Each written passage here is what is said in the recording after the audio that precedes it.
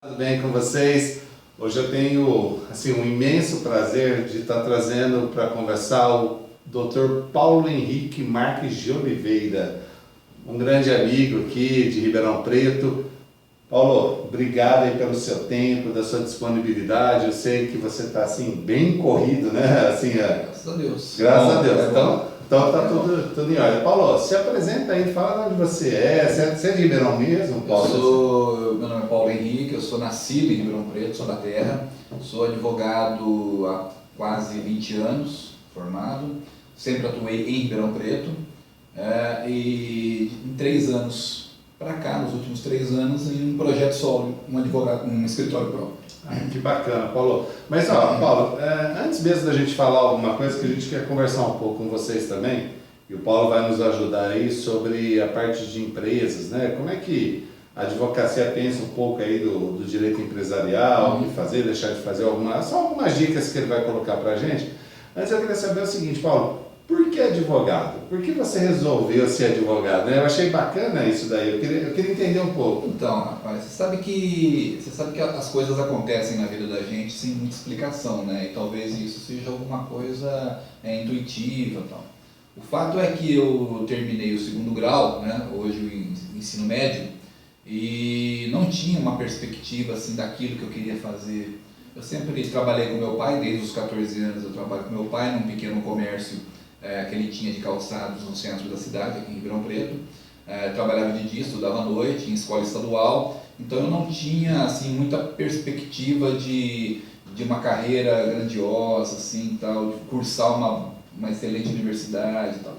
Mas acabei o ensino médio e o meu pai começou, como todo pai, começou a pressionar. E aí, tocar um pouquinho, o que você vai fazer? Você não pode parar, você tem que, isso aqui não dá futuro, você tem que trabalhar, tal, você tem que estudar. E abriu alguns vestibulares aqui em Ribeirão Preto e eu procurei um deles. E naquela época, em 1989, quando eu entrei, estava o boom da computação, né? Do processamento de dados, tal. CPD, né? CPD, era uma profissão nova, profissão nova. E aquilo, obviamente, que a curiosidade do jovem, né, aguça, né? E eu gostava daquilo lá. E aí eu fui fazer inscrição no vestibular, primeiramente para o curso de processamento de dados. Tá. E coloquei, só que antes de eu me matricular, eu encontrei uma tia que trabalhava ali nas imediações da faculdade. Eu fui até o estabelecimento dela, ela perguntou, e aí, o que você vai fazer? Eu falei, estou pensando em processamento de dados e tal. Ela falou assim, se você não tem certeza do que você quer, faz direito. Eu falei, mas direito? Ela falou, porque direito é o curso que te dá muitas opções de carreira.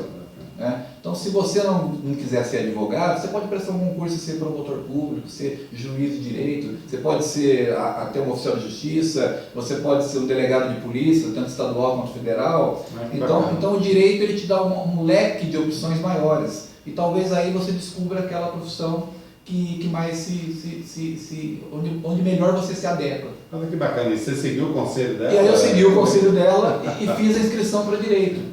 Coloquei como segunda opção processamento de dados, mas passei na primeira opção que era direito. E aí você fez direito mesmo, né? Aí eu fiz direitinho. Fiz direitinho e aí também dei sorte de ter na minha turma de alunos, de colegas, vários colegas que já faziam estágio em escritório de advocacia. Que bacana. E eles chegavam na aula todos animados, olha, hoje nós fizemos isso, fizemos aquilo, eu vi um processo assim, assado. Eu falei, se eu não entrar numa dessa, eu não vou andar. Porque eu não tenho ninguém na minha família formado em direito, não tenho escritório de advocacia, não tenho um parente advogado. Não era o seu meio. Não era o meu meio, ou eu me entroso nisso, ou não vai dar.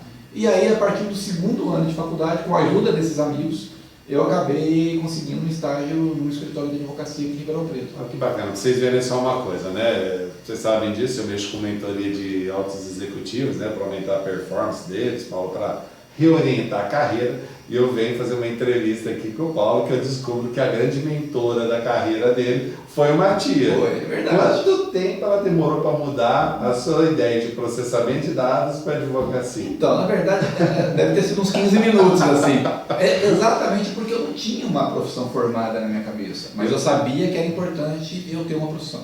Mas é muito importante isso, Paulo, porque assim, quando a gente fala de orientação de carreira, orientação de executivo, as pessoas pensam que é alguma coisa assim muito estrondosa. De repente, é um toque que você dá que muda completamente, que nem a curva do rio, né? Você virou, muda a água, muda toda coisa. E outra coisa, né, Geraldo? Eu não tenho, como eu te falei, a minha família vem de condições simples, né? Tá. Então, eu sabia que eu não ia poder usar a faculdade apenas para ter um diploma, eu queria ter uma profissão. Isso é importante, Paulo. Entendeu? Então, eu sabia que eu não ia usar o dinheiro do meu pai para fazer um curso meia boca. Eu precisava ter aquilo como o meu futuro. Então, nessas palavras da minha tia, quando ela me abriu esse leque de opções, eu falei, olha, eu tenho que me encontrar numa delas. Tá. O que a sua tia fez, a gente chama de tecnicamente, Paulo, de gatilhos mentais. Ela ativou no seu cérebro alguma coisa que tinha uma conexão com você.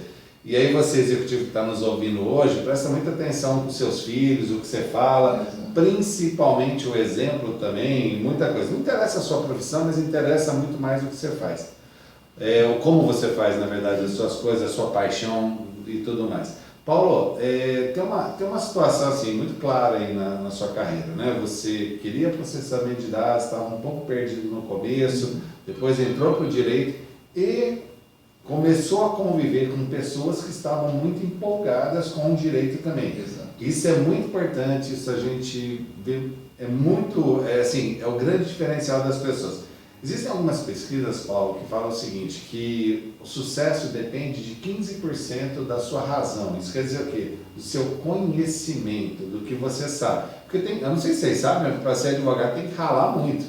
Para ser um advogado que realmente vai contribuir para a vida das pessoas, vai fazer a diferença, tem que estudar bastante e estudar continuadamente, né? Então é assim, os outros 85% é o que se faz com essas informações. Então não adianta muito você ter um conhecimento esplendoroso e não ter atitude disso. Só teoria, sem a prática. Sem a prática. E falando em prática, o Paulo aí com mais de 20 anos, quantos anos, Paulo, de advogado já? Eu formei em 94 para 95, nós temos aí 20 anos. 20 anos aí, olha só, o Paulo vai completar 21 anos no ramo, né, Paulo? Mas assim, eu quero já emendar aí com duas perguntas, Paulo. Primeiro, você de fato hoje gosta da advocacia do que você faz, né? Porque é importante isso também, porque depois de 20 anos precisa entender se aquela tia lá atrás realmente contribuiu, né, para que se tornasse uma pessoa, um profissional bom, uma pessoa feliz também. Isso é importante, é a primeira situação. E a outra eu já quero emendar, Paulo,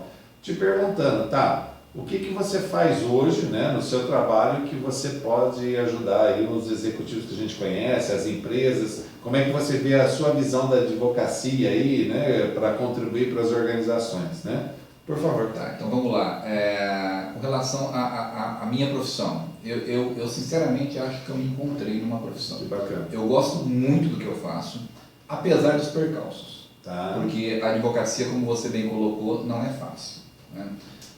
Você tem vários tipos de advocacia. A advocacia preventiva, a advocacia contenciosa, que a gente fala de processos judiciais e administrativos, a advocacia consultiva. A advocacia contenciosa, que é aquela dos processos judiciais, ela é muito sofrida. É sofrida? Ela é muito sofrida porque, imagina você fazer um trabalho, mas que o resultado não depende de você. Tá. Então, muitas vezes você vai encontrar do outro lado alguém que interprete a tua tese de uma maneira diversa, que não necessariamente esteja errado, mas então você sempre trabalha para fazer o melhor para o seu cliente, mas nem sempre aquele resultado você vai conseguir atingir. Entendi, Paulo. E isso muitas vezes acaba frustrando, porque você se empenhou, você trabalhou, você estudou para fazer aquele melhor e de repente o resultado não vem. Tá. Então isso frustra um pouco. Tá. Mas não tem coisa melhor do que você ter o reconhecimento do seu cliente, de que você fez o melhor, ele saber que você fez o melhor, ele acompanhou o trabalho desde o começo. Eu acho que a advocacia tem que se prestar a isso, a atender os interesses do seu cliente. Tá, ok. Com relação aos empresários, como você colocou, aos executivos de empresas, tal, eu penso muito numa advocacia de proximidade. Eu acho que a advocacia, para ela funcionar para o grande empresário ou para o executivo, ela precisa estar mais próxima desses profissionais. Muitas vezes hoje a gente vê pequenos contratos até sendo feitos por pessoas que não têm conhecimento da área jurídica. Né? Eu já fiz esse contrato, não é só pegar um modelo ali que a gente copia e tal. E às vezes alguma amarra, algum detalhe escapa e na hora de você... Porque quais são os problemas? Acontecem quando? Os problemas acontecem quando o contrato não é executado. Tá. E aí você vai ver. E aí você vai ver, poxa, mas aqui não tem uma amarra, aqui não tem uma multa, aqui não tem uma obrigação para ele cumprir caso ele não me entregue no dia. Aqui. Então são esses detalhes que eu acho que faz a diferença para o empresário. Para estar mais próximo. Essa proximidade, entendeu? Todo quanto é contrato, qualquer relação que você for construir, é melhor você consultar um advogado preventivamente do que depois ter que correr atrás. Paulo, eu trabalhei também, não 20 anos, que eu sou mais novinho que você, estou brincando, eu tenho também aí mais de 20 anos de carreira, Paulo, e eu trabalhei em várias indústrias e participei de pelo menos aí 5 fusões de empresa, né? Como se uma compra outra empresa, vai se alinhar. E quando nós fazíamos a auditoria nessa empresa que a gente comprou, ou alguma joint venture, quer dizer, quando você junta 2 empresas, tem um capital aí dividido para melhorar as duas organizações, o que a gente mais tinha problema, Paulo, era nos contratos. Porque você olhava os contratos, mas não batia o que estava sendo feito na prática com o que tinha no contrato. É o que você falou, na hora que dava o rompimento de alguma situação, aí você tem que correr atrás. Qual é o problema? A indústria, ela tem sua visão, tem a sua missão, tem tudo tal, mas a indústria ela vive do dia. Ela tem que produzir. Então você pega uma empresa lá, sei lá, que fabrica lavadoras, ela tem que entregar um certo número de lavadoras e tudo mais. Mas por trás disso tem um contrato, tem uma estratégia, tem uma estrutura. Quando está tudo certinho, então a gente é meio imediatista, né? Então, e aí eu confesso também para vocês que eu também já fiz isso, de passar rápido, mesmo em multinacional, viu? Acho que tem toda uma estrutura, mas no final, Paulo, você precisa entregar produto. Não é que está contra a lei, não é isso. Eu estou falando de contratos mal feitos em algum momento. Com detalhe, é uma linha a mais, uma linha a menos. Algo que te dá um diferencial na hora de você exigir o cumprimento daquela obrigação. Aí você pega o cara de fábrica, ele senta com um advogado, né? Por mais estrategista que o advogado seja, ele tem uma boa articulação, para ele convencer um cara da indústria que ele tem que, entre aspas, para ele investir tempo, investir tempo também para essa análise, para trocar ideias e tal, então fica meio travado. Paulo, essa proximidade que você fala, assim, na prática, né? Vamos pensar assim, pensa do lado de quem está numa indústria, por exemplo. Como é que a gente pode fazer essa aproximação? Porque indústria curto prazo, a advocacia tem o curto prazo para apagar os incêndios também, mas tem a estratégia de longo prazo para garantir, e uma dica para vocês, garantir a perpetuidade da sua empresa. Porque eu já vi um monte de empresa ruindo aí por detalhes jurídicos, nada de produto, nada de mercado, mas detalhes jurídicos. Você sempre tem a cultura da empresa, né? Você tem que entender, quando você entra numa empresa para prestar um serviço, você tem que entender qual é a cultura daquela empresa, né? Uma empresa tipicamente familiar, de gestão familiar, tem um tipo de entendimento de determinadas situações diferente de uma empresa que já é mercantilista, ali, não sei se a palavra é essa, mas talvez mais profissional. Os executivos tendem a ver as situações de forma bastante diferente e às vezes de forma mais objetiva, mais fria. Eles querem resolver o problema.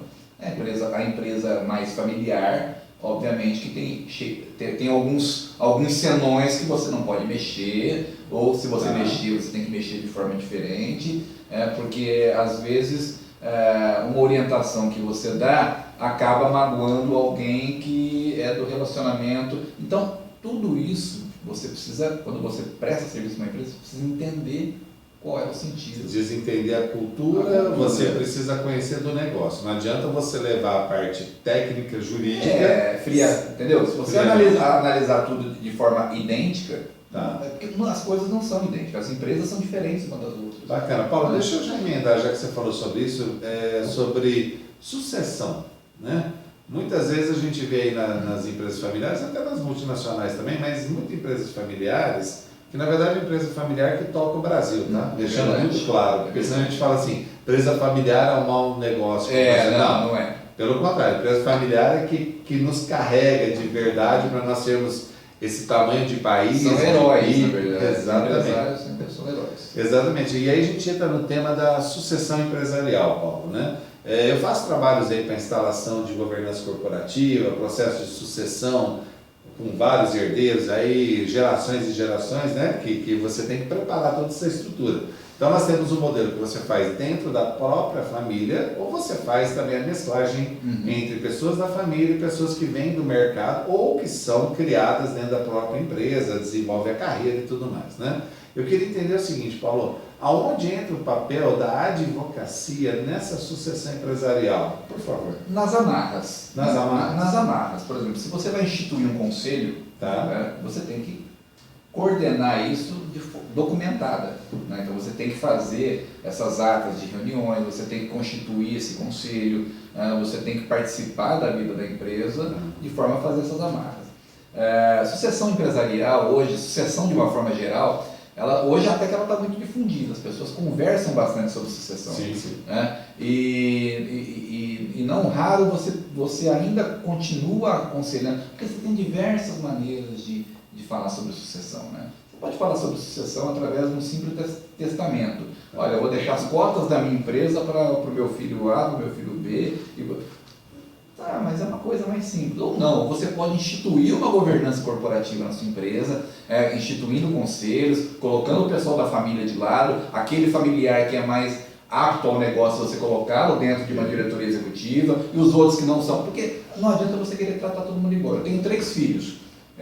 Os 3 têm a mesma capacidade, ótima. Mas não, tem 2 que não querem saber do negócio, mas são donos da empresa também. Ótimo, coloque-os no conselho. Né? E aquele que gosta do negócio, do métier, coloque-o como executivo. Mas tudo isso a gente sabe que não é fácil, precisa conversar, fazer as amarras contratuais para que esses 2 irmãos que eventualmente não participem da operação de forma direta possam se sentir protegidos. Acompanhar os resultados, saber o que está acontecendo na empresa. Obviamente que aquele que está na operação, ele vai ter um plus no rendimento pelo fato de ele estar na operação, que também é legítimo. Eu costumo sempre falar, dar um exemplo de uma situação que eu vivi pessoalmente. Porque as pessoas também têm muita dificuldade nas empresas familiares de falar sobre o futuro dos filhos, casamento de filhos. Então, só para narrar uma situação, numa determinada vez eu fui chamado por uma empresa que era uma empresa familiar, o patriarca, seguiu a empresa. Então, num determinado momento, o filho se casou com a menina. Então, o filho não era sócio da empresa. Tá? Ele era um herdeiro. Ele era lá, ele trabalhava com o pai, então, mas não era sócio capital da empresa. A empresa estava no nome do pai e, salvo engano, 1% no nome da mãe. A partir do momento que esse menino casou, ele realmente começou a se interessar mais, ele amadureceu, ele começou a se interessar mais pelos destinos da empresa, ele começou a participar mais, ele começou a ver resultado, ele começou a trabalhar na operação. O menino realmente, o garoto, mas a gente fala menino mas ele realmente se empenhou. O pai, vendo aquele resultado todo, o crescimento do filho, o colocou dentro do capital social. Tá certo? Virou dono. Virou dono. Oficialmente. Virou dono. O pai não fez a entrada dele como doação de cotas. Fez como compra e venda, numa operação normal, registrou lá no imposto de renda como compra e venda, fez uma compra e venda, pelo valor simbólico das cotas que estavam no contrato social, então dava tranquilamente para ele entrar. Bom, passados alguns anos, o que aconteceu? O filho se separou da esposa. A esposa, como era casada no regime da comunhão parcial e como a compra das cotas da empresa havia sido depois do casamento, obviamente que ela detinha metade desse capital. E aí não chegava-se a um acordo, porque a empresa obviamente não tinha aquele valor simbólico, o valor da empresa era muito maior. Começou uma guerra judicial, num determinado momento, através de um pedido judicial, que a gente vai discutir aí se o juiz exagerou ou não, o juiz mandou bloquear as contas da empresa. Você imagina a empresa parada. Parou a empresa. Obviamente que você consegue derrubar, mas depois de uns dias, nada é imediato. Mas o prejuízo já foi. Então, o que a gente fala é o seguinte, precisa conversar com seus filhos, inclusive, sobre o regime de casamento deles. Então é todo isso, não é só uma coisa pontual. Entendi. As pessoas às vezes têm medo de falar em regime de casamento. Não, mas você vai achar que a minha nora vai me dar o golpe do baú. Não, não é isso. É proteção da tua empresa, do teu negócio. Entendeu? Precisa pensar, às vezes, de forma mais fria. Tá. É importante. E nas empresas familiares, isso é menos comum. Tá. Vai muita emoção. Paulo, você usou um termo aí que você está correto, tá? Você disse assim, tem que ser mais fria a análise. Eu mudo essa palavra por ser mais profissional. Profissional. O que acontece, gente? Eu tenho amigos médicos, advogados, tenho amigos que são presidentes de empresa, já assessorei presidente, já assessorei diretor, vários ramos, né? Todos, sem exceção, Paulo, tiveram sucesso em qualquer empreendimento, qualquer estrutura, sempre contrataram um profissional. Que aí a gente pode falar que esse profissional é frio. Né? Mas frio em que sentido? Tecnicamente. Ele vai analisar a situação como um todo, ele não está envolvido no processo do dia a dia ali, na loucura de família, ou então mesmo de ansiedade por algum executivo numa multinacional. E o que ele faz? Ele contrata esse profissional faz essa análise como um todo e dá as opções e dá os cenários. Ele não é obrigado a seguir exatamente o que foi falado, mas pelo menos ele tem cenários diferentes. Ele passa o diagnóstico. Exatamente. Se você vai seguir ou não o tratamento, já é outra, mas é exatamente isso. Mas ele tem uma visão. É a visão, é o diagnóstico profissional daquela situação. Que bacana. Obviamente que você pode adequar um determinado diagnóstico, né, de acordo com a vontade do cliente. Tá. Né? Mas ele tem que saber quais são os riscos. Quais os riscos? Isso é importante. É importante. Você, executivo e empresário, sabe exatamente os riscos que você corre hoje? Não, né? Muitas vezes não. Deixa a coisa estourar. Porque às vezes vai levando no dia a dia embolado e isso não é demérito, porque às vezes o dia a dia te toma tempo, e vai levando. Empresas menores têm menos pessoas trabalhando nessa questão administrativa.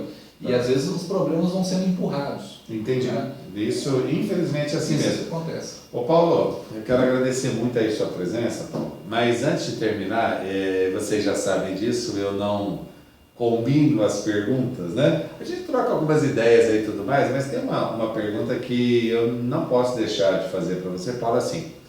O que emociona o Paulo nessa sua jornada de advogado, né? Porque é uma coisa assim, a gente fala de frieza, a gente fala de análise técnica, um monte de coisa, mas o que de fato, assim, hoje te faz brilhar os olhos na advocacia? O que ela pode contribuir para a vida das pessoas, para a sua família, no todo? Olha, fala aí pra gente. Então, como eu te falei, a advocacia, a gente até brinca aqui no escritório que a gente é pago para resolver o problema dos outros, né? Então, assim, levando para esse lado aí, menos técnico do negócio, acho que o que emociona a gente, o que faz a gente brilhar os olhinhos e tal, eu acho que é a satisfação de você ver um problema de um cliente que ele presumia grave ser resolvido. Vou te dar alguns exemplos assim, coisas do dia a dia, mas que incomodavam as pessoas. É uma dívida que você consegue renegociar para a empresa dele não fechar, entendeu? Isso aí a pessoa fica grata a você, você percebe que há uma gratidão pelo trabalho que você executou. Fiz um processo há alguns anos atrás de adoção de gêmeos. Que legal, adoção de gêmeos. Adoção de gêmeos aqui em Ribeirão Preto, e tive a oportunidade de trabalhar nesse processo, e a hora que o juiz deu a sentença de doação, os pais choravam copiosamente e tal, e pegavam na nossa mão, agradecia pelo que a gente fez. Então, essas coisas emocionam. E obviamente que a advocacia é a minha profissão, então é a profissão que eu me dedico e é a profissão que me dá aquilo que eu preciso para dar o mínimo de conforto à minha família. Então a gente tem que sempre linkar essas coisas, né? Eu gosto de viver bem, trabalhar de forma honesta e saber que lá na frente a minha família vai se orgulhar do que eu faço. Que bacana. Acho que esse é o mais importante de tudo. Que bacana. Vocês estão vendo por que eu gosto de fazer esse tipo de entrevista? A entrevista ela vai até um certo ponto, mas quando a gente vê a cara... Eu ainda vou pegar uma outra câmera para assim, ver o olhar dos entrevistados. O Paulo, cara, muito obrigado por essa entrevista. Espero que tenha ajudado bastante gente aí, né? Muito bacana.